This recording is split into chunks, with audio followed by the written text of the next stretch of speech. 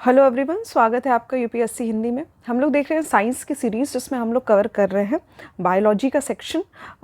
आज का टॉपिक और मुझे लग रहा है 1 या 2 और लेक्चर्स आएंगे आपके और पूरा आपका बायोलॉजी ख़त्म हो जाएगा। आपका काम ये है उसके बाद कि जो भी घटना चक्र के क्वेश्चंस दिए हुए हैं या साइंस से रिलेटेड जो भी क्वेश्चंस दिए हुए हैं, कोशिश ये करिएगा कि उसको आप लोग सॉल्व करिएगा। जितना ज़्यादा आप क्वेश्चन सॉल्व करेंगे उतने ज़्यादा चांसेस होते हैं कि आपको एग्ज़ाम में अच्छा स्कोर कर सकते हैं। ठीक है, तो आज का जो हमारा टॉपिक है ये है ब्लड ग्रुप। और भी बायो के जितने टॉपिक्स हैं वो हम लोग कवर करेंगे। तो ब्लड ग्रुप में हमें पढ़ना है, जैसे कि सबको पता है कि किसी का ब्लड ग्रुप ए होता है, बी होता है, ए बी होता है, ओ होता है। इस तरह से ब्लड ग्रुप कैसे मिलते हैं या कैसे बनते हैं ये बारे में हम लोग पढ़ेंगे। ठीक है, तो यहाँ पर जो डिस्कवरी है वो लैंडस्टीनर के द्वारा की गई थी। 1900 में पता चला था कि ब्लड ग्रुप जैसी भी चीज़ होती है। ब्लड का वर्गीकरण किया जाता है किस बेसिस पे किया जाता है कि किस तरह के एंटीबॉडी और एंटीजन, दो शब्द हैं, एंटीबॉडी एंटीजन, ये जिस तरह से ब्लड में प्रेजेंट होते हैं उसी तरह ब्लड का वर्गीकरण किया जाता है। एंटीजन जो होता है वो आरबीसी, जो रेड ब्लड सेल्स होते हैं, इनके सरफेस पे पाया जाता है। ठीक है, इनके सतह पे पाया जाता है। और वहीं अगर एंटीबॉडी की बात की जाए तो ये हमारे प्लाज्मा में होता है।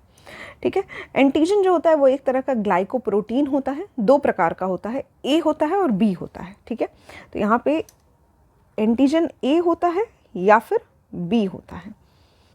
और वहीं एंटीजन के मतलब एंटीजन नहीं होता है, यहाँ पे प्लाज्मा में एंटीबॉडीज़ पाई जाती है। ये भी एक प्रकार का प्रोटीन होता है जिसको हम लोग डिफाइन करते हैं ए और बी में। इसमें ये एंटीबॉडी ए और एंटीबॉडी बी हो जाता है।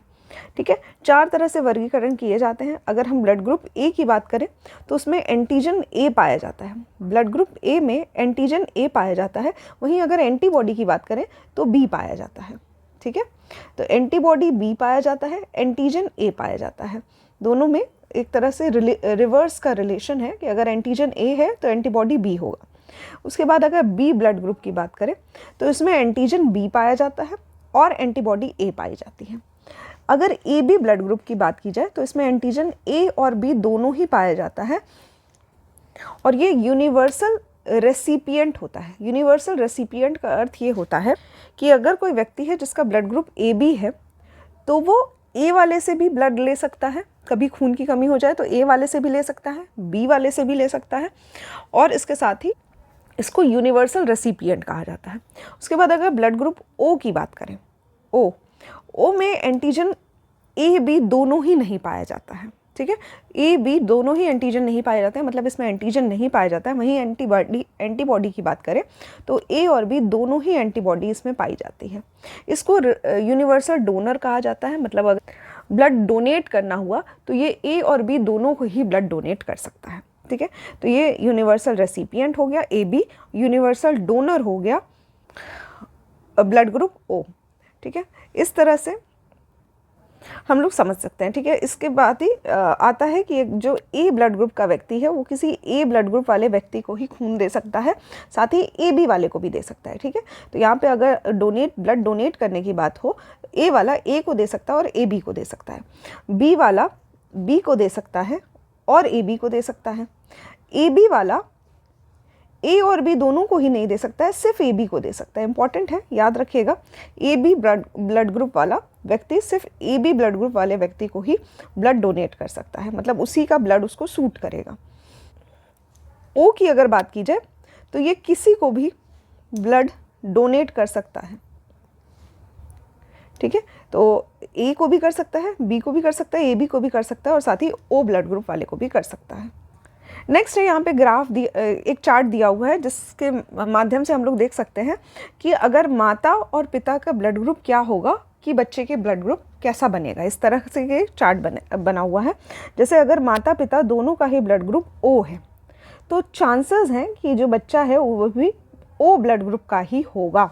ठीक है, तो यहाँ पे ओ ब्लड ग्रुप का ही बच्चा होगा। अगर माता पिता में से कोई एक ओ है और कोई एक ए है तो ओ या ए दोनों की पॉसिबिलिटी है कि बच्चा हो सकता है। ठीक है, इसके साथ ही अगर ए और ए माता पिता का ब्लड ग्रुप है तो ओ और ए बनेगा। ओ और बी के साथ भी यही है, ओ और बी और बी के साथ भी यही है कि ओ और बी का कॉम्बिनेशन बन सकता है।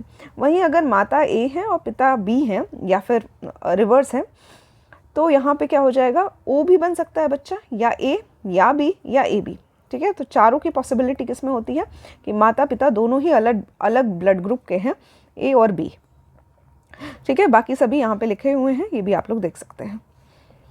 नेक्स्ट आता है RH फैक्टर।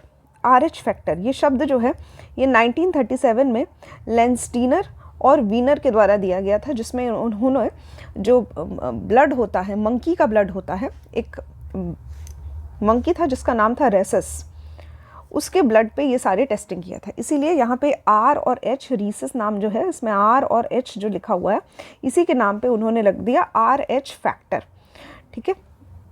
तो अगर RH फैक्टर की बात की जाए तो ये एक इनहेरिटेड प्रोटीन होता है, एक अनुवांशिक प्रोटीन होता है जो कि पाया जाता है RBC की सतह पे।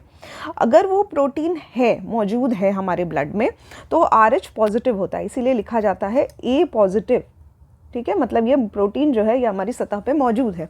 वहीं अगर ये प्रोटीन नहीं पाया जाता है तो वो हो जाता है RH नेगेटिव, ठीक है। तो ये A नेगेटिव हो जाता है ब्लड ग्रुप। इस तरह से क्या होता है, ये RH फैक्टर बनता है। मोस्टली जो है ये RH पॉजिटिव ही पाया जाता है, ज़्यादातर ब्लड ग्रुप्स जो हैं कॉमनली यही पाया जाता है, कहीं कहीं चांसेस होते हैं नेगेटिव होने के भी। अभी ऐसी सिचुएशन होती है कि कभी कभी प्रेगनेंसी में प्रॉब्लम आती है। किस तरह से आती है कि अगर कोई माता है जिनका RH नेगेटिव है ब्लड ग्रुप, ठीक है, RH नेगेटिव ब्लड ग्रुप की कोई महिला है, और जो पिता हैं, मतलब उनके जो पार्टनर हैं, अगर वो RH पॉजिटिव हैं, ठीक है, तो RH नेगेटिव RH पॉजिटिव अगर दो पार्टनर्स हैं, उनका जो चाइल्ड होगा अगर वो RH पॉजिटिव होगा, क्योंकि महिला ने कैरी किया हुआ है बच्चे को, तो महिला का RH नेगेटिव है ब्लड, और जो बेबी है, जो फीटस है, जो उसके गर्भ में है, उसका RH पॉजिटिव है। तो दोनों ही ब्लड ग्रुप क्या हो गया, महिला नेगेटिव और उसका जो गर्भ है वो पॉजिटिव। तो इस तरह से क्या होता है, यहाँ पे चांसेस होते हैं जो प्रेगनेंसी होती है उसमें प्रॉब्लम्स आती है, ठीक है। तो जब भी माता का ब्लड बच्चे के ब्लड ग्रुप से मिक्स होगा तो उस टाइम पे कुछ एंटीबॉडीज़ डेवलप होंगी जो कि डैमेज कर सकती हैं बच्चे के ब्लड को, ठीक है। इस तरह से एंटीबॉडीज़ डेवलप होगी, क्योंकि नेगेटिव है पॉजिटिव है, इस तरह से है। तो जो बच्चा पैदा होता है उसमें कुछ प्रॉब्लम्स हो सकती हैं, जैसे कि उसके ब्लड ट्रांसफ्यूजन में प्रॉब्लम हो सकती है, इसके साथ ही उसका जो ब्लड ग्रुप है या फिर ब्रीदिंग प्रॉब्लम हो सकती है। नेक्स्ट है हमारा एक्सक्रीटरी सिस्टम, जिसको हम लोग उत्सर्जन तंत्र कहते हैं, ठीक है। तो उत्सर्जन जो होता है, एक्सक्रीशन जो होता है, ये एक प्रोसेस होता है जिसमें जो भी हमारे शरीर, जो भी हमने खाया है वो सारा जो खाद्य पदार्थ था उससे जितना भी न्यूट्रिशन लेना था वो हमारे शरीर ने ले लिया है। जितना भी खून में ऑक्सीजन देना था या फिर उससे उसका खाया हुआ जो तत्व था वो ऑक्सीजन में मिल चुका है। अब बचा हुआ जो मटेरियल है वो हमारा मेटाबॉलिक वेस्ट कहलाएगा, ठीक है। तो वेस्ट मटेरियल जो होता है इसको हम लोग एलिमिनेट करते हैं, हमारे शरीर से अवशिष्ट के रूप में बाहर निकालते हैं।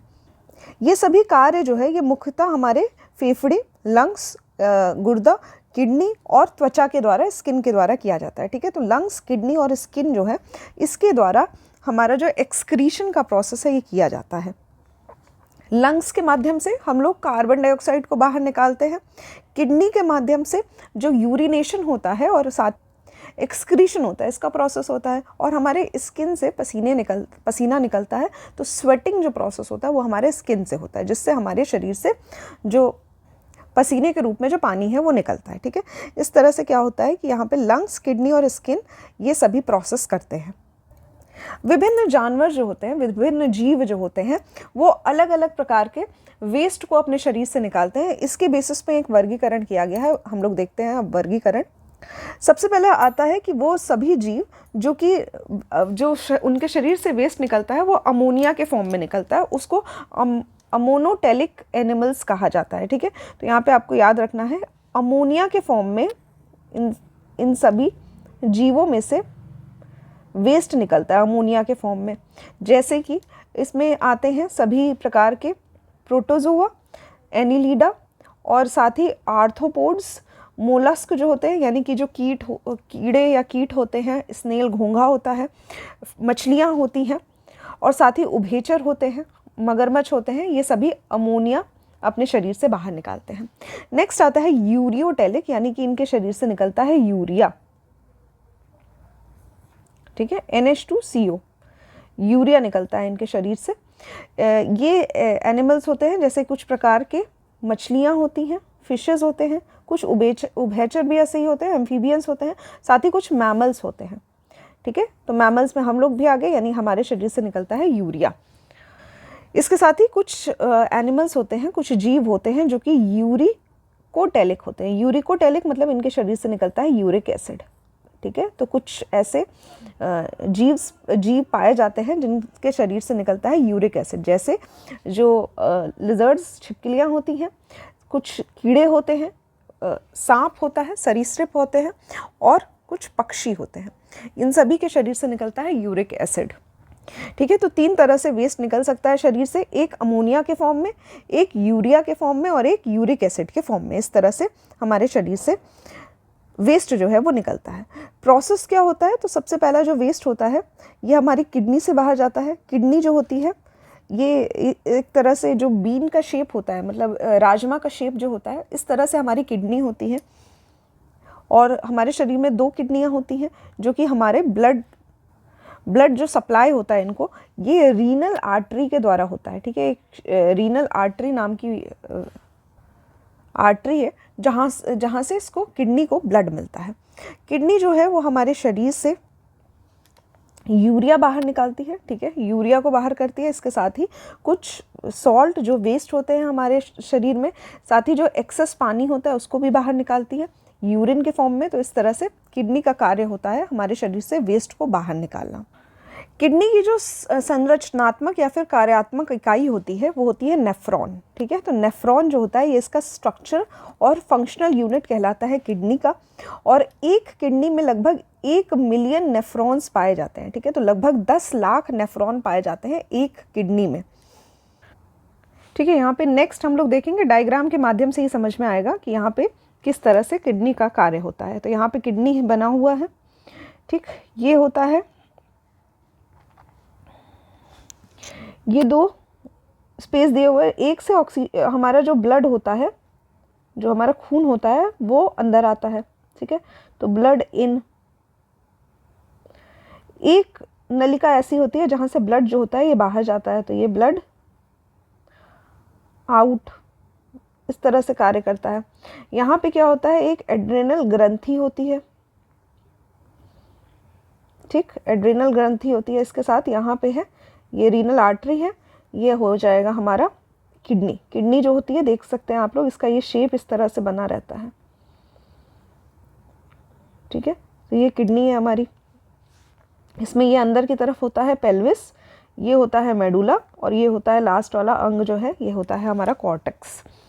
यहाँ से जो हमारा वेस्ट होता है, जो पानी होता है यूरिन का पानी, वो यहाँ से यूरेटर से होते हुए, नलिकाओं से होते हुए आता है हमारे यूरिनरी ब्लैडर में। ठीक है, तो मूत्राशय कहा जाता है इसको। यहाँ से ये आता है, उसके बाद यहाँ से मूत्र मार्ग से बाहर निकल जाता है, जिसको हम लोग कहते हैं यूरेथ्रा।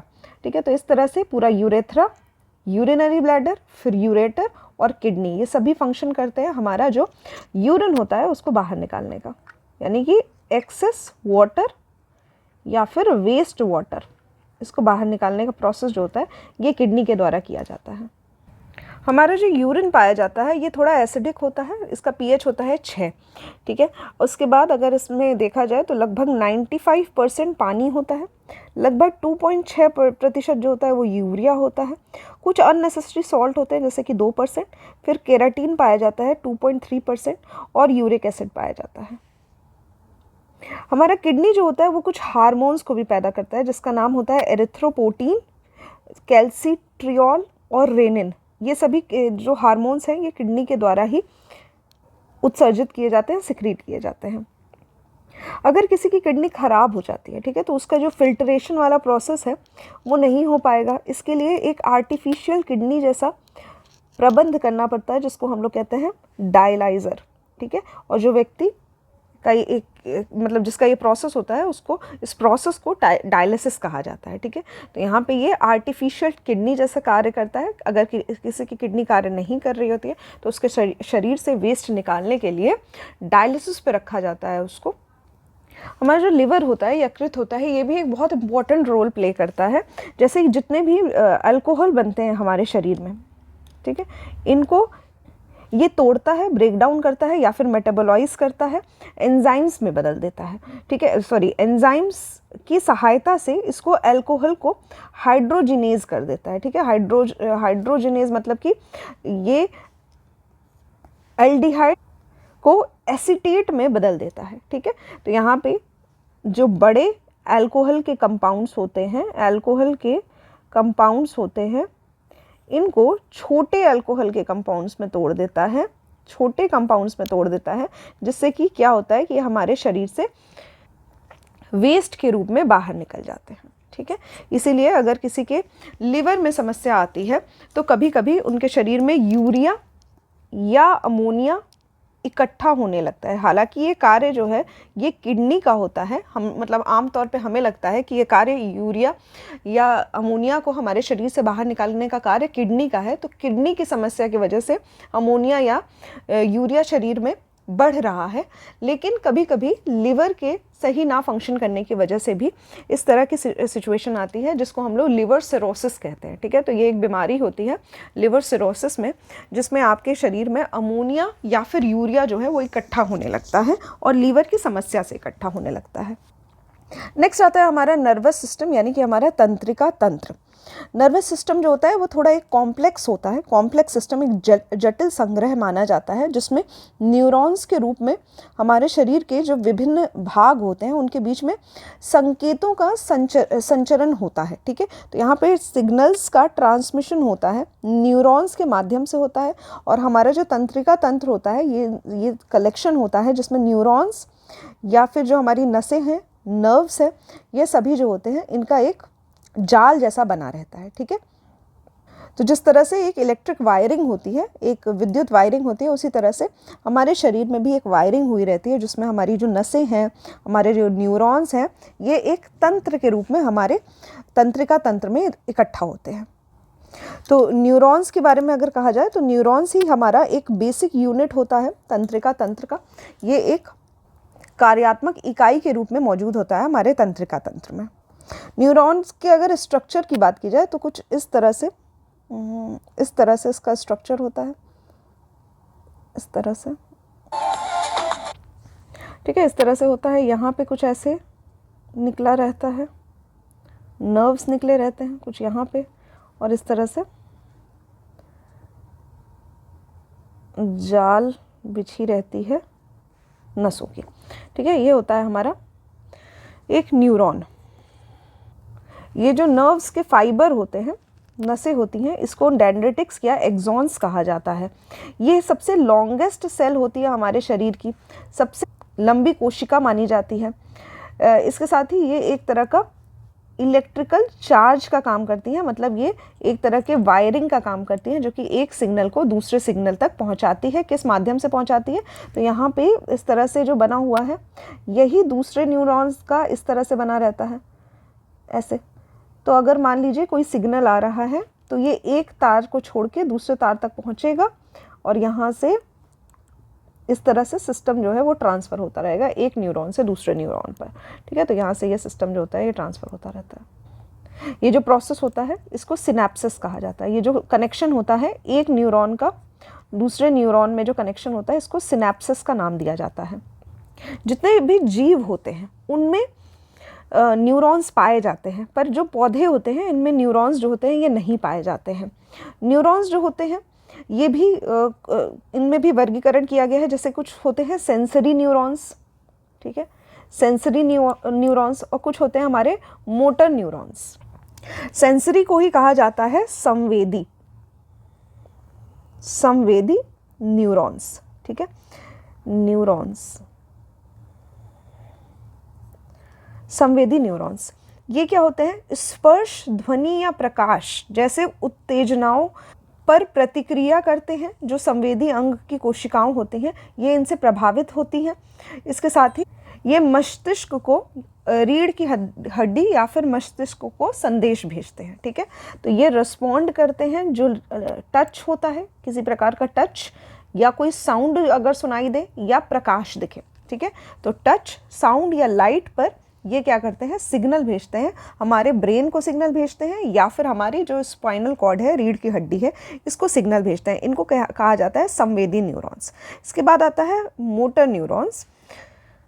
इनका कार्य होता है कि मस्तिष्क और रीढ़ की हड्डी जो संकेत प्राप्त करते हैं और इन्हें परिधीय प्रभाव अंग, मतलब कि जो हमारी मांसपेशी होती है या ग्रंथि होती है, इनके ओर तक ले जाते हैं। ठीक है, तो ये क्या करते हैं, एक तरफ से सिग्नल जो है वो मिल रहा है, जहाँ से मिल रहा है उसको संवेदी न्यूरॉन कहा। उसके बाद हमारे ब्रेन ने उस सिग्नल के लिए कुछ कार्य किया। ठीक है, उस सिग्नल से कुछ कार्य किया और ये मोटर न्यूरॉन जो है ये कार्य करेंगी कि हमारे मांसपेशियों तक वो सिग्नल को पहुंचाएंगी, जिससे कि हमारा जो एक्शन होगा वो होगा। एग्जाम्पल के तौर पे समझ सकते हैं कि अगर किसी पर्सन ने एक बिजली का तार छू लिया है जहाँ से उसको करंट लग रहा है, अभी जब करंट लगा तो उसको एक टच का एहसास हुआ। एहसास होने पे उसका जो संवेदी न्यूरॉन होगा वो ब्रेन तक सिग्नल भेजेगा और ब्रेन क्या करेगा, उसको सिग्नल भेजेगा कि जल्दी से अपना हाथ हटा लो। ठीक है, तो यहाँ से जल्दी से हाथ हटाने वाला जो सिग्नल भेजा गया ये मोटर न्यूरॉन के द्वारा भेजा गया। ठीक है, तो एक्शन रिएक्शन जो हमारा न्यूटन्स का थर्ड लॉ होता है, उसी तरह से हम लोग समझ सकते हैं संवेदी न्यूरॉन जो है वो एक्शन पे वर्क कर रहा है और रिएक्शन जो हो रहा है वो हमारे मोटर न्यूरॉन की वजह से हो रहा है। उसके बाद आता है इंटर न्यूरॉन, जो कि एक न्यूरॉन को दूसरे न्यूरॉन से कनेक्ट करता है। तंत्रिका तंत्र जो होता है इसके दो प्रमुख पार्ट्स होते हैं। एक होता है सेंट्रल नर्वस सिस्टम, जिसको हम लोग केंद्रीय तंत्रिका तंत्र कहते हैं। दूसरा होता है पेरिफेरल नर्वस सिस्टम, जिसको हम लोग परिधीय तंत्रिका तंत्र कहते हैं। जो हमारा सेंट्रल नर्वस सिस्टम होता है ये दो चीज़ों से मिलकर बनता है, हमारा ब्रेन और हमारा स्पाइनल कॉर्ड। और जो पेरिफेरल नर्वस सिस्टम होता है ये इसमें कई सारे जो हमारी नसें होती है ये आती हैं, बंडल के फॉर्म में होती हैं, जिसमें लॉन्ग फाइबर्स होते हैं, एक्सॉन्स होते हैं जो कि कनेक्ट करते हैं इसको सेंट्रल नर्वस सिस्टम से। ठीक है, तो दोनों ही कनेक्टेड रहती हैं। सेंट्रल नर्वस सिस्टम भी जो है वो पेरिफेरल नर्वस सिस्टम के साथ कनेक्टेड रहती है। ठीक है, तो इस तरह से जिस तरह से कि हमारा जो संवेदी न्यूरॉन्स होता है ये हमारे सेंट्रल नर्वस सिस्टम को संकेत भेजता है, यानी कि उसको सिग्नल्स भेजता है। उसके बाद जो हमारा सेंट्रल नर्वस सिस्टम होता है वो मोटर न्यूरॉन्स के द्वारा हमारे परिधीय तंत्रिका तंत्र को सिग्नल भेजते हैं और जिस हिसाब से हमारा जो मसल्स हैं, मांसपेशियां हैं, वो उस हिसाब से कार्य करती हैं। ठीक है, तो इस तरह से दोनों ही केंद्रीय तंत्रिका तंत्र और परिधीय तंत्रिका तंत्र जो होते हैं ये दोनों ही मिलके कार्य करते हैं। नेक्स्ट आता है हमारा सोमैटिक नर्वस सिस्टम। ये भी पेरिफेरल नर्वस सिस्टम का ही पार्ट होता है। ठीक है, तो इसके तीन पार्ट्स होते हैं। एक होता है दैहिक, जिसको हम लोग सोमैटिक कहते हैं। दूसरा होता है ऑटोनॉमिक, जिसको स्वायत्त कहा जाता है। और तीसरा होता है एंटेरिक, जिसको हिंदी में भी एंटेरिक ही कहा जाता है। ठीक है, तो यहाँ पे दैहिक, स्वायत्त, एंटेरिक, पेरिफेरल नर्वस सिस्टम होते हैं हमारे। सबसे पहले आता है सोमैटिक नर्वस सिस्टम, जिसको हम लोग दैहिक तंत्रिका तंत्र कहते हैं। यहाँ पे इसको ऐच्छिक तंत्रिका तंत्र भी कहा जाता है, मतलब कि वॉलेंट्री नर्वस सिस्टम भी कहा जाता है। ये हमारे शरीर के उन सभी अंगों से कनेक्टेड होता है जिनको हम लोग अपनी स्वेच्छा से, अपनी इच्छा से मूव करा सकते हैं। ठीक है, तो वॉलेंट्री कंट्रोल कर सकते हैं किसी बॉडी पार्ट पे। जैसे कि हम चाहे तो अपना हाथ जो है उठा सकते हैं, हाथ का मूवमेंट करवा सकते हैं। वहीं अगर हम लोग पलक के झपकने की बात करें तो वहाँ पे हमारा खुद के हिसाब से मूवमेंट नहीं हो रहा है, या सांस लेना हमारे कंट्रोल के बिना भी अपने आप कार्य कर रहा है। पलक का झपकना अपने आप भी कार्य करता है, तो वो क्या हो जाता है, इनवॉलेंट्री एक्शन हो जाता है। ये सभी क्या है, जो हमारी इच्छा से हो रहे हैं वो होता है वॉलेंट्री एक्शन, और इसको कंट्रोल करता है हमारा सोमैटिक नर्वस सिस्टम, दैहिक तंत्रिका तंत्र। इसमें हमारे सभी मांसपेशियों के जो मूवमेंट होते हैं वो आते हैं। इसके साथ ही जो सभी नसें जो होती है कनेक्टेड रहती हैं हमारे सेंसरी नर्व्स के साथ और साथ ही मोटर नर्व्स के साथ, ये सभी इसमें आती हैं। नेक्स्ट आता है हमारा स्वायत्त यानी कि ऑटोनॉमिक तंत्रिका तंत्र। ये वो सभी एक्शंस होते हैं जो हमारे कंट्रोल के बिना भी हो रहे होते हैं, वो रेगुलेट होते हैं हमारे इंटरनल ऑर्गन्स के द्वारा रेगुलेट हो रहे होते हैं, जो कि अगर हम कंट्रोल करना चाहें तो कर सकते हैं, लेकिन हमारे कंट्रोल के बिना भी वो सभी चीज़ें हो रही है। जैसे कि मैंने आपको बताया, हमारे पलक का झपकना या फिर हमारी सांस लेना, ये सभी क्या है, ऑटोनॉमिक नर्वस सिस्टम का पार्ट है। ये फर्दर दो टाइप का होता है। एक होता है सिंपैथेटिक। सिंपैथेटिक नर्वस सिस्टम वो होते हैं जो आपातकालीन स्थिति में ऊर्जा जुटाने के लिए सक्रिय होता है। ठीक है, तो ये ऐसी कोई स्थिति आती है जहाँ इमरजेंसी की सिचुएशन आती है, उस टाइम पे जो ऊर्जा आती है हमारी वो सिंपैथेटिक नर्वस सिस्टम से आती है। किस तरह आती है? तो कोई भी विपत्ति की स्थिति में हमारा जो ब्रेन होता है या जो हमारा रीढ़ की हड्डी होती है, ये हमारे बॉडी को प्रिपेयर करते हैं स्ट्रेस लेने के लिए। ठीक है, तो हार्ट से ज़्यादा पंप होगा ब्लड, हमारा ब्लड फ्लो ज़्यादा होगा मांसपेशियों में, और साथ ही जो हमारे त्वचा होगी वहाँ पे ब्लड फ्लो डिक्रीज हो जाएगा। इस तरह से ये प्रोसेस किया जाता है। ये ऑफ कोर्स आपके एग्जाम में पूछा नहीं जाएगा, बस आपको ये पता होना चाहिए कि सिंपैथेटिक नर्वस सिस्टम जो होता है वो आपातकालीन स्थिति के लिए हमारी बॉडी को सक्रिय करता है। उसके बाद अगर हम लोग बात करें पैरासिम्पैथेटिक नर्वस सिस्टम की, तो ये जब हमारा शरीर रिलैक्स पोजीशन पे होता है, जब आराम की स्थिति में होती है, तो उस वक्त हमारा पैरासिम्पैथेटिक नर्वस सिस्टम जो होता है ये एक्टिव होता है इस टाइम पे। ठीक है, तो इस टाइम पे जब हमारा शरीर रिलैक्स है, कोई स्ट्रेस नहीं है, तो हमारा डाइजेशन जो होता है वो अच्छा होता है। इसके साथ ही जो हमारी हार्ट बीट होती है वो उस वक्त के लिए कम हो जाती है, क्योंकि हमारी बॉडी जो है वो आराम की स्थिति में है। जब ऑटोनॉमिक नर्वस सिस्टम की बात की जाए, तो ये नर्वस सिस्टम जो होता है इसको कंट्रोल करने के लिए एक ग्रंथि होती है जिसका नाम है हाइपोथैलेमस। इसके द्वारा कंट्रोल किया जाता है। क्या क्या कंट्रोल किया जाता है? तो हमारा ब्लड का प्रेशर, बीपी हमारा कंट्रोल होता है। इसके साथ ही हमारा हार्ट रेट कंट्रोल होता है, जिस तरह से हम लोग सांस लेते हैं। हमारे बॉडी का तापमान, हमारा पाचन क्रिया, बॉडी का मेटाबॉलिज्म, साथ ही जो हमारे शरीर में पानी और इलेक्ट्रोलाइट का जो बैलेंस है, इसको भी बैलेंस किया जाता है ऑटोनॉमिक नर्वस सिस्टम के द्वारा।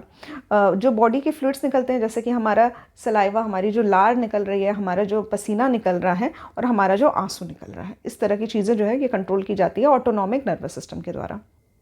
दो तरह के केमिकल्स जो होते हैं, न्यूरोट्रांसमीटर्स जो होते हैं, उनका यूज़ किया जाता है हमारे ब्रेन के द्वारा मैसेज ट्रांसमिट करने के लिए। एक का नाम है एसिटिल क्लोरीन, क्लोरीन नहीं कोलिन। ठीक है, तो यहाँ पे एसिटी क्लोरीन जो है, बार बार क्लोरीन बोल रही हूँ मैं, यहाँ पे एसिटिल कोलिन है। ठीक है, फिर है आपका नोरीपीन प्रीन, इस तरह का जो है, जिसको नोरा एड्रेनालिन भी कहा जाता है। ये क्या होता है? हमारे दो मैसेंजर होते हैं जो कि हमारे नर्व्स को का मैसेज ट्रांसफ़र करते हैं एक दूसरे के बीच में। नेक्स्ट होता है हमारा एंट्रिक नर्वस सिस्टम। ये ऐसा नर्वस सिस्टम होता है जो कि सिंपैथेटिक और पैरासिम्पैथेटिक दोनों से अलग होता है। ये अपना एक अलग ही कार्य करता है और इसको हमारा एक सेकंड ब्रेन भी कहा जाता है। ठीक है, तो ये इंडिपेंडेंटली कार्य करता है सिंपैथेटिक और पैरासिम्पैथेटिक नर्वस सिस्टम से। कुछ लोग इसको भी ऑटोनॉमिक नर्वस सिस्टम का ही पार्ट मानते हैं। उसके बाद आता है हमारा क्रेनियल और स्पाइनल नर्व्स। तो जो सभी नसें होती हैं जो हमारे ब्रेन से निकलती है उसको हम लोग कहते हैं क्रेनियल नर्व्स, और जो नसें हमारे रीढ़ की हड्डी से निकलती है उसको हम लोग कहते हैं स्पाइनल नर्व्स। क्रेनियल नर्व्स जो होती हैं ये 12 जोड़े में पाई जाती हैं, मतलब 24 होती हैं। और अगर स्पाइनल नर्व्स की बात की जाए तो 31 पेयर पाए जाता है। मतलब 31 पेयर का अर्थ ये है, मैं यहाँ पे आपको बताती हूँ। जैसे कि ये हमारी रीढ़ की हड्डी है, तो इधर 31 पाया जाएगा और इधर भी 31 पाया जाएगा। इस तरह से ये 31 पेयर पाई जाती है। और क्रेनियल नर्व्स का भी वही है कि हमारा ये ब्रेन है, हमारा दिमाग है, और इधर की तरफ हमारा 12 पाया जाता है, इधर की तरफ 12 पाया जाता है। तो इस तरह से क्या हो गया, ये 12 पेयर्स में पाया जाता है।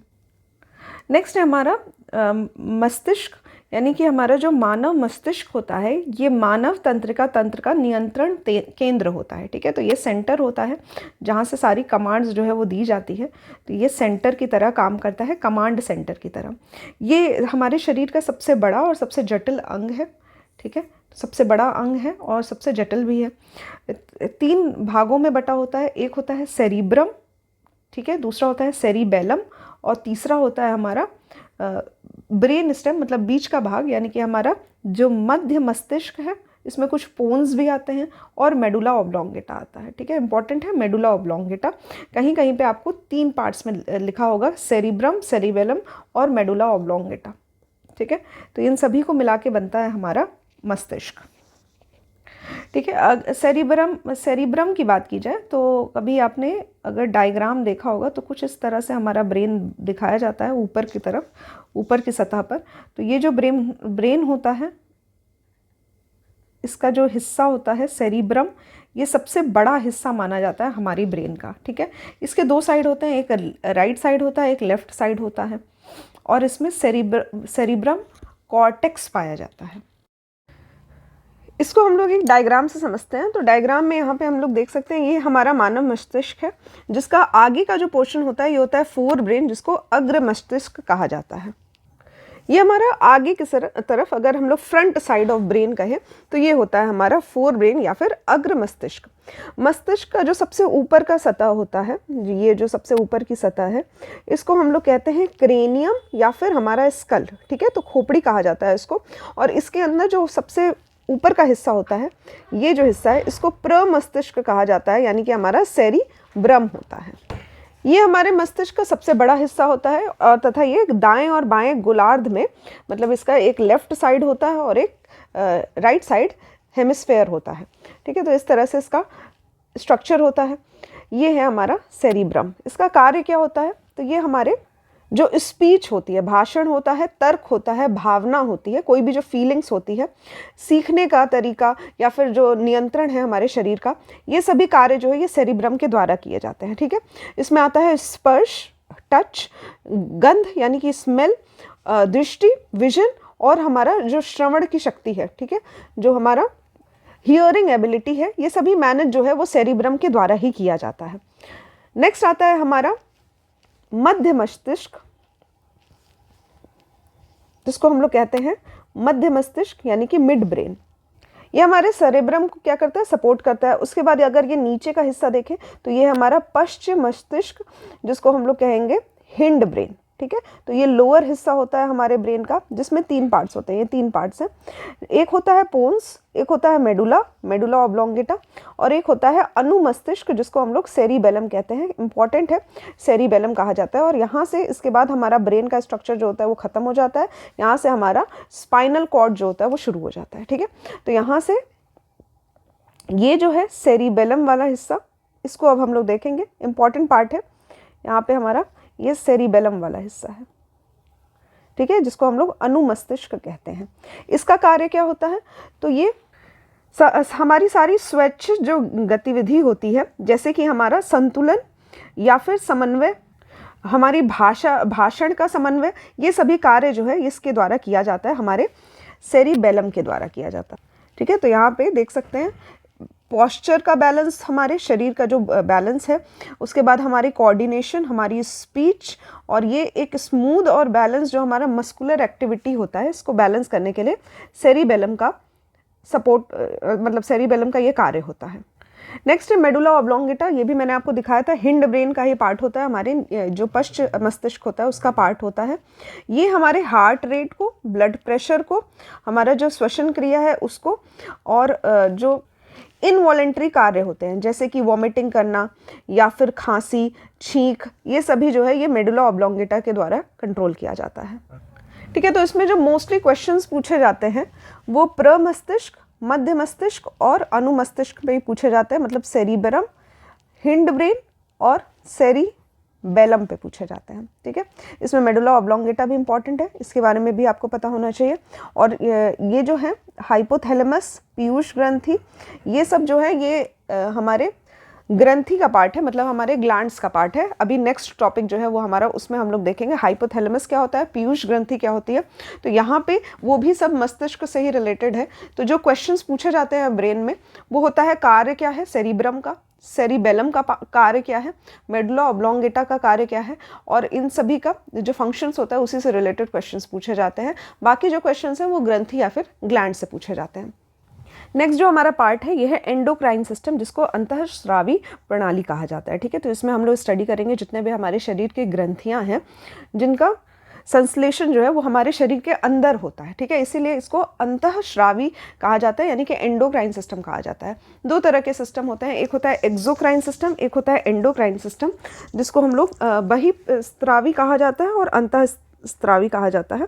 बहिर्स्रावी का अर्थ ये है कि जहाँ पे बाहरी सतह पर बाहरी सतह पर, यानी इसका सिक्रेशन होता है, जैसे कि हमारा जो पसीना है वो हमारी बाहरी सतह पर होता है, ठीक है। अंतःस्रावी जो होता है वो ग्लैंड्स जो होते हैं ये ऐसे हमारे शरीर की कोशिकाओं का समूह होता है जो कि पदार्थ को, जैसे कि हार्मोन्स को संश्लेषण करते हैं और रक्त में प्रवाहित करते हैं, ठीक है, या फिर शरीर के अंदर ही उसको छोड़ा जाता है। ऐसे जो ग्रंथि होते हैं इनको अंतःस्रावी प्रणाली में पढ़ा जाता है, ठीक है। तो यहाँ पे ये हो जाएगी हमारी ग्रंथि, जो कि एक सिस्टम होता है जहाँ से हार्मोन्स जो होते हैं वो सिंथेसाइज होते हैं या फिर हमारे हार्मोन्स प्रोड्यूस होते हैं। नेक्स्ट यहाँ पे हम लोग डायग्राम से देखेंगे तो हमारा जो एंडोक्राइन सिस्टम है इसमें जो हमारी ग्रंथियाँ हैं, 3 मेन ग्रंथियाँ वो हमारे ब्रेन में होती हैं, ठीक है। एक का नाम है, इस हिस्से का नाम है पीयूष ग्रंथि या फिर पिट्यूटरी ग्लैंड। कार्य क्या होता है ये अभी हम लोग डिटेल में पढ़ेंगे, ठीक है। तो यहाँ पे इसका है लोकेशन देख सकते हैं, इसके ऊपर ही लोकेशन होता है हाइपोथैलेमस का, ठीक है, हाइपोथैलेमस होता है यहाँ पे।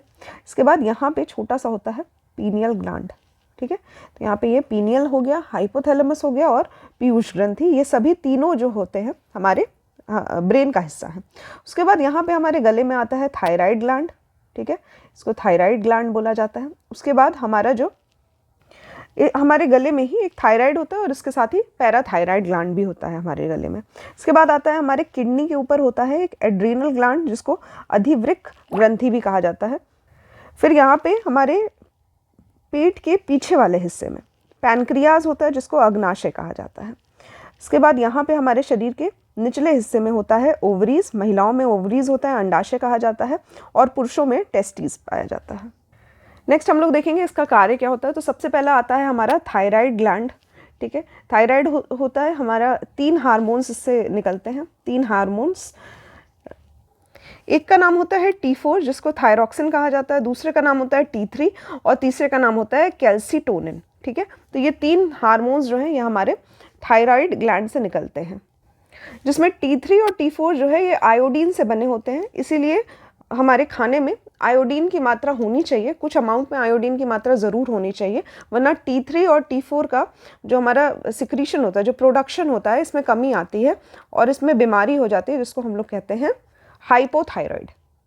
वहीं अगर कैल्सीटोसिन की बात की जाए तो यह हमारे शरीर में कैल्शियम की जो मात्रा होती है उसको बैलेंस रखने में मदद करता है। तो यहाँ पे हाइपो सिक्रीशन जो होता है उसके कारण से होता है हाइपोथायरॉइडिज्म। इसमें क्या होता है, थायराइड ग्लैंड जो होती है वो जितना उसको सिक्रीशन करना चाहिए, जितनी मात्रा में हार्मोन्स बनना चाहिए उतनी मात्रा में नहीं बनते हैं, हार्मोन्स में कमी आती है, तो उस सिचुएशन को कहा जाता है हाइपोथायराइड। इस बीमारी में जो शरीर होता है जिनको ये बीमारी होती है वो अत्यधिक पतले हो जाते हैं। तो हाइपोथायराइडिज्म का ये सबसे महत्वपूर्ण एक पॉइंट होता है। और अगर बच्चों की बात की जाए तो उसमें फिजिकल और मेंटल ग्रोथ जो होती है उसमें कमी देखी गई है। मिक्सोडीमिया जो होता है, माइक्सोडीमा, ये भी जो बीमारी है ये हाइपोथायरॉइडिज्म के कारण ही होती है। इसमें क्या होता है कि हमारा जो स्किन होता है ये प्रभावित हो जाता है।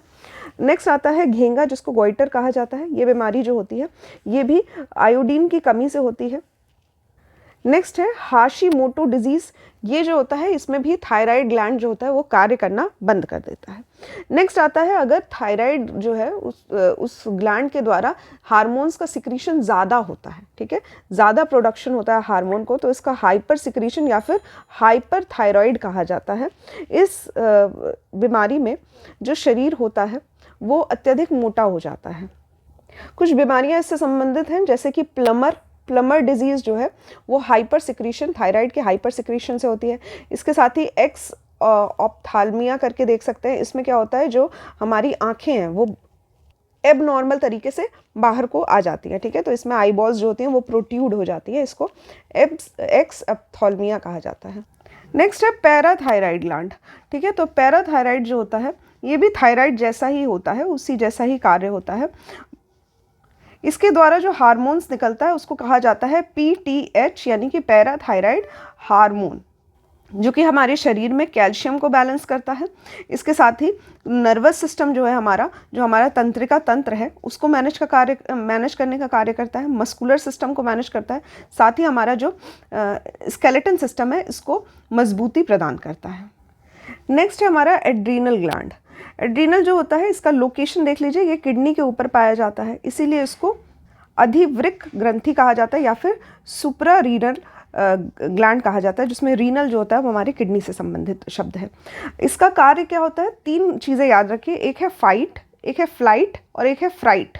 ठीक है, इसमें क्या होता है, फाइट का मतलब जब भी, फाइट का अर्थ है कि जब भी कोई लड़ाई झगड़ा होता है तो उसमें आपका एड्रिनल ग्लैंड जो होता है वो ज़्यादा, उसमें हार्मोन्स जो होते हैं वो ज़्यादा प्रोड्यूस होते हैं, या फिर कोई ऐसी स्थिति होती है जिसमें डर की स्थिति होती है। ठीक है, तो फ्राइट वाली सिचुएशन में भी आपका एड्रिनल ग्लैंड जो होता है वो कार्य करता है। और कोई ऐसी सिचुएशन जिसमें आपको एक्साइटेड होना होता है या कोई भी सिचुएशन जो कि एबनॉर्मल होती है तो उसमें आपका एड्रिनल ग्लैंड जो है वो कार्य करता है। कुछ और हार्मोन्स जो होते हैं वो सिक्रीट होते हैं एड्रिनल के द्वारा, जिसको कहा जाता है एल्डोस्टेरॉन। ये हमारा ब्लड प्रेशर को नियंत्रित करता है, साथ ही सोडियम और क्लोरीन का लेवल जो होता है हमारे ब्लड में उसको मेंटेन करता है। ठीक है, तो इसको एल्डोस्टेरॉन कहा जाता है। नेक्स्ट आता है कॉर्टिसोल। कॉर्टिसोल जो होता है ये हमारे शरीर का ग्लूकोज, फैट और प्रोटीन तीनों को ही रेगुलेट करने का कार्य करता है, और ये ग्लाइकोजेनेसिस मतलब ग्लूकोज का जो टूटना होता है हमारे लीवर में होता है, इसको भी हेल्प करता है। कॉर्टिसोल को स्ट्रेस हार्मोन भी कहा जाता है। तो जब भी स्ट्रेस की स्थिति होती है, हाई ब्लड प्रेशर, हाइपरटेंशन की स्थिति होती है, उस टाइम पे कॉर्टिसोल जो होता है ये रिलीज होता है।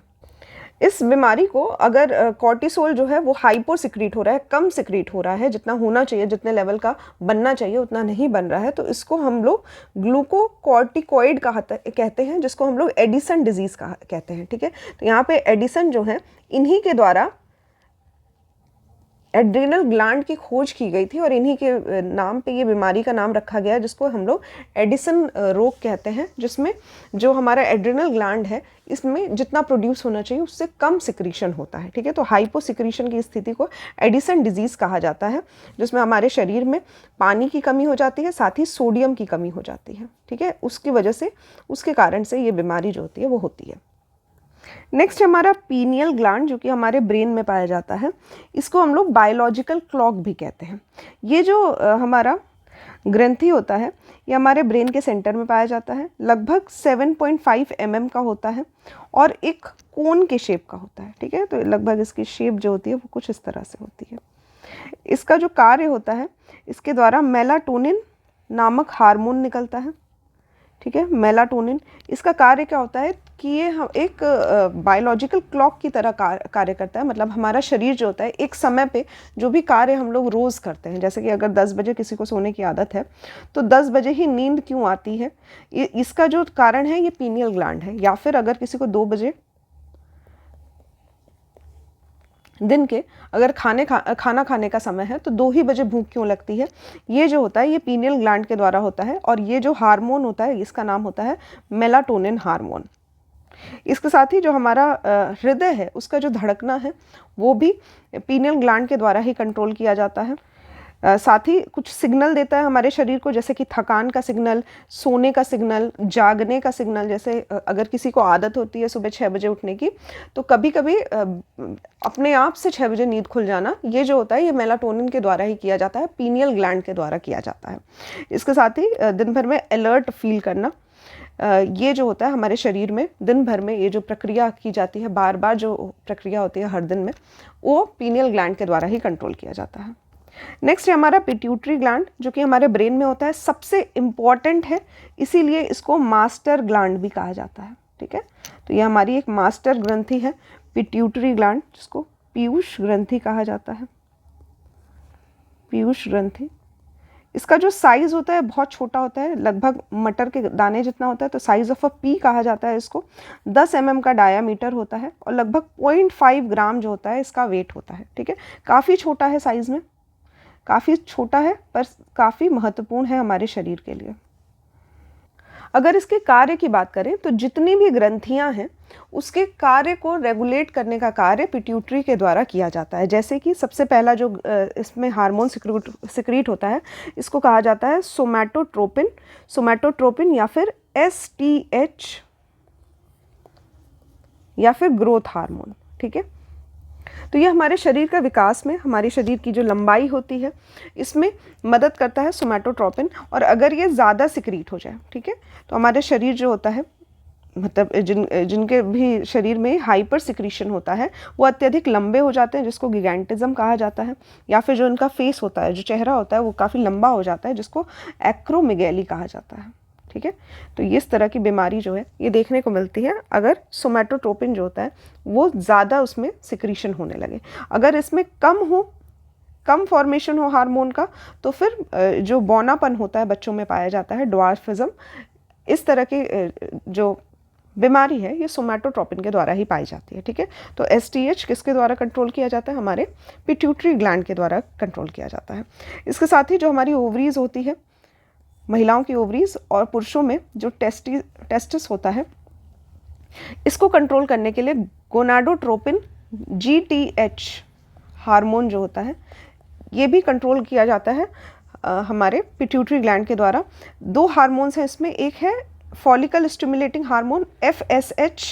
ठीक है, तो FSH महिलाओं में फॉलिकल स्टिमुलेटिंग हार्मोन, और साथ ही ल्यूटेनाइजिंग हार्मोन LH। ठीक है, बस ये शब्द याद रखिए। एक GTH याद रखिए जो कि गोनाडोट्रोपिन होता है, जिसमें हमारा जो ओवरीज है महिलाओं में और टेस्टिस जो है पुरुषों में, इसको कंट्रोल किया जाता है। साथ ही फॉलिकल स्टिमुलेटिंग हार्मोन FSH और LH ल्यूटेनाइजिंग हार्मोन जो है किसके द्वारा कंट्रोल किया जाता है? पिट्यूटरी ग्लैंड के द्वारा। नेक्स्ट है पेनक्रियास यानी कि अग्नाशय। ये जो ग्लैंड होता है ये 2 तरह से कार्य करता है, अंतःस्रावी भी होता है और बहिर्स्रावी भी होता है। ठीक है, एक्सोक्राइन भी होता है, एंडोक्राइन भी होता है। तो ये एक प्रकार का मिक्स्ड ग्रंथि है। ये काफ़ी इंपॉर्टेंट है और अक्सर इस पे क्वेश्चन पूछा जाता है कि कौन सी ग्रंथि जो है वो मिक्स्ड कार्य करती है, तो उसमें हो जाएगा आपका अग्नाशय यानी कि पेनक्रियास। कार्य क्या होता है इसका? अगर हम लोग एंडोक्राइन सिस्टम की अंतःस्रावी की तरह से कार्य देखें इसका, तो ये हमारा शरीर में जो ब्लड शुगर लेवल होता है उसको कंट्रोल करता है। ठीक है, तो यहाँ से निकलता है इंसुलिन, उसके साथ ही निकलता है ग्लूकागॉन और सोमैटोस्टैटिन और कुछ और पेनक्रियाटिक पॉलीपेप्टाइड। इंपॉर्टेंट क्या है? इंसुलिन, ग्लूकागॉन और सोमैटोस्टैटिन। ठीक है, ये 3 काफ़ी इंपॉर्टेंट है जो कि हमारे पेनक्रियास से ही इनका प्रोडक्शन होता है। ये सभी जो हार्मोन है इसके, ये एज अ एंडोक्राइन काम करते हैं। ठीक है, यानी कि अंतःस्रावी होते हैं। ठीक है, अगर हम इसका कार्य देखें, पाचन जो हमारी प्रक्रिया है उसमें इसका कार्य देखें, तो ये एक एक्सोक्राइन ग्रंथि की तरह कार्य करता है, यानी कि बहिर्स्रावी होता है, जहाँ पे इसके द्वारा पेनक्रियाटिक जूस जो होता है इसको बनाया जाता है, और ये हमारे पेट से हमारे जो छोटी आंत होती है, ड्यूडेनम वाला हिस्सा होता है, वहाँ पे ये जाता है। ठीक है, एक डक्ट के माध्यम से। ठीक है, डक्ट के माध्यम से, यानी कि एक कुछ इस तरह से पाइप जैसे समझ सकते हैं, इसको हम लोग डक्ट कहते हैं। तो ये हमारे पेट से हमारे ड्यूडेनम में छोटी आंत में जाता है, इसीलिए इसको हम लोग एक्सोक्राइन ग्रंथि कहते हैं। यहाँ पे इसका कार्य जो होता है पाचन प्रक्रिया में, इसका कार्य एज अ बहिर्स्रावी ग्रंथि हो जाता है। ठीक है, और अगर हम लोग एंडोक्राइन के हिस्से की बात करें तो इसको आइलेट्स ऑफ लैंगरहैंस कहा जाता है। 3 हार्मोन्स होते हैं इसमें, आइलेट्स ऑफ लैंगरहैंस याद रखिएगा, हिंदी में इसको लैंगरहैंस के द्वीप कहा जाता है। ठीक है, इसमें 3 हार्मोन्स होते हैं, इसको आप देख सकते हैं। एक होता है बीटा, बीटा के द्वारा निकलता है इंसुलिन। ठीक है, इंसुलिन क्या करता है? ये हमारे शुगर लेवल को कंट्रोल करता है। नेक्स्ट होता है अल्फा, अल्फा से निकलता है ग्लूकागॉन। ठीक है, इसका कार्य क्या होता है? ये ग्लाइकोजन को ग्लूकोज में कन्वर्ट करता है। ठीक है, तो ग्लाइकोजन को ग्लूकोज में कन्वर्ट करने का कार्य अल्फा के द्वारा किया जाता है, अल्फा सेल्स के द्वारा किया जाता है, जिसको हम लोग कहते हैं ग्लूकागॉन। ठीक है, अब ये है क्या? तो अल्फा, बीटा और ये जो गामा सेल्स हैं, ये तीनों ही हमारे आइलेट्स ऑफ लैंगरहैंस में पाए जाते हैं। ठीक है, तो लैंगरहैंस के जो द्वीप होते हैं इसी में अल्फा, बीटा और डेल्टा, सॉरी यहाँ पे डेल्टा होगा, डेल्टा सेल्स पाए जाते हैं। ठीक है, डेल्टा का अर्थ क्या है? सोमैटोस्टैटिन। सोमैटोस्टैटिन का कार्य क्या होता है? सोमैटोस्टैटिन, इसका कार्य क्या होता है? तो ये अल्फा और बीटा दोनों के ही कार्यों को रेगुलेट करता है। ठीक है, कंट्रोल जो है वो इसके द्वारा किया जाता है, सोमैटोस्टैटिन के द्वारा किया जाता है। नेक्स्ट है कुछ बहिर्स्रावी ग्रंथि होती है जिनके बारे में हमें जानना चाहिए, तो ये है एंडोक्राइन ग्लैंड्स, जिसमें सबसे पहला आता है गोनाड्स। गोनाड्स जो होते हैं महिलाओं में अलग होते हैं, पुरुषों में अलग होते हैं। तो महिलाओं में ओवरीज पाई जाती हैं और पुरुषों में टेस्टिस पाया जाता है, जिसका कार्य होता है, टेस्टिस का कार्य होता है पुरुषों में स्पर्म पैदा करना, और यहाँ पे ओवरीज का कार्य होता है महिलाओं में ओवम को बनाना। ठीक है, तो ये जो कार्य होता है ये इनके रिप्रोडक्टिव सिस्टम में कार्य करता है। यहाँ पे हम लोगों का ख़त्म होता है जो भी हम लोगों को ह्यूमन बॉडी के बारे में पढ़ना था। नेक्स्ट के लेक्चर में हम लोग प्लांट्स के बारे में, पौधों के बारे में जो भी इन्फॉर्मेशन चाहिए वो एक लेक्चर में हम लोग कंप्लीट करेंगे। यहाँ पे मैंने आपको हार्मोन्स के बारे में बताया, जितने भी हार्मोन्स होते हैं, साथ ही हमारे ब्रेन के बारे में हमने पढ़ा। और इन सभी को रिलेट करने के लिए, इन सभी को याद रखने के लिए आपको ज़्यादा से ज़्यादा क्वेश्चन सॉल्व करना है। ठीक है, तो क्वेश्चन ज़रूर से सॉल्व करिएगा। जो भी प्रश्न है, जो भी प्रीवियस ईयर क्वेश्चंस पूछे गए हैं आपके नर्वस सिस्टम पे, ठीक है, तंत्रिका तंत्र पे, साथ ही जो ग्रंथि होती है, ग्लैंड्स होते हैं, इस पे जो प्रश्न पूछे जाते हैं, रिप्रोडक्शन से रिलेटेड प्रश्न जो हैं वो भी आप लोग कर लीजिएगा। ठीक है, एक ही दो क्वेश्चंस हैं जो बार बार रिपीट करके पूछे जाते हैं, तो यहाँ पे ये सभी प्रश्न जो हैं इनको सॉल्व करके हम लोग आगे प्लांट्स के बारे में पढ़ेंगे। एक लेक्चर बाकी है आपका बायो में, और उसके बाद आपका जो बायोलॉजी का सिलेबस है वो कंप्लीट हो जाएगा। सो आज के लेक्चर में बस इतना ही। Thank you for watching the lecture.